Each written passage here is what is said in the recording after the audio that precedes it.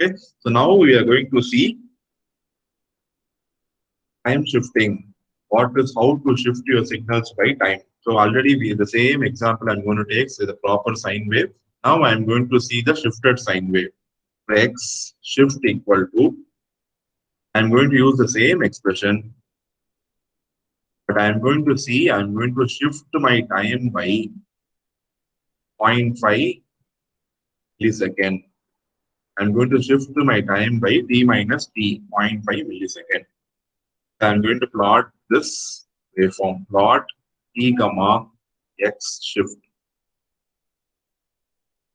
So you know time shifting means the waveform will be moving towards the right or left, depending on here. When you say t minus means it is the signal is delayed. Delayed means it will come after some particular time. So we'll run the code and see what is the output. You are able to understand the difference. Yes, I think it should be clear. This is your actual sine wave. This is the time shifted. You see, I have shifted by 0.5 milliseconds. So this sine wave starts at 0. You see, this sine wave starts exactly at 0.5. So it is shifted by 0.5. The waveform is moving towards the right. So it is delayed. It should have started at 0, but it is starting only at 0.5. See, all these concepts theoretically we would have studied in signals and systems, but only when you visually see how the waveform is moving, you will clearly, and the concepts will become very clear to you. That is the reason why I am spending time here to explain all the basic DSP concepts, what we have learned yesterday. So time shifting, one case we have seen the signal is delayed by 0.5 milliseconds. Now I am going to advance the signal. I am going to give t plus. See, I'm not doing anything new.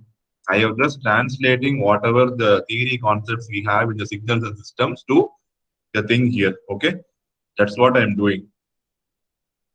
Don't. It is. I have the title is DSP using MATLAB, but I'm not restricting myself to DSP because signal processing involves using all the signals. Correct. So see here, this signal. I will run this code. This signal actually it is starting at 0, but this signal you see it is already completed. One half cycle is over. The positive half cycle is over at 0. Negative half cycle is starting at 0 and ending at 0.5 millisecond. So it has already begun in the negative x-axis, and only halfway. Maybe if we can make the time axis from minus 5 millisecond, so that we'll have a better view.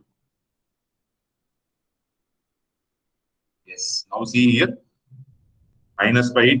It is starting at 0. And again at minus 5. One positive half cycle is over. Negative half cycle is starting at minus 5. So same thing I have done. The time shifting means you have both positive and negative.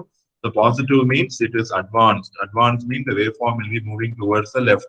Negative means it is going to be delayed. It will be moving towards the right. Okay, that is one thing. Time shifting we have seen. I'll comment this code. Now time scale.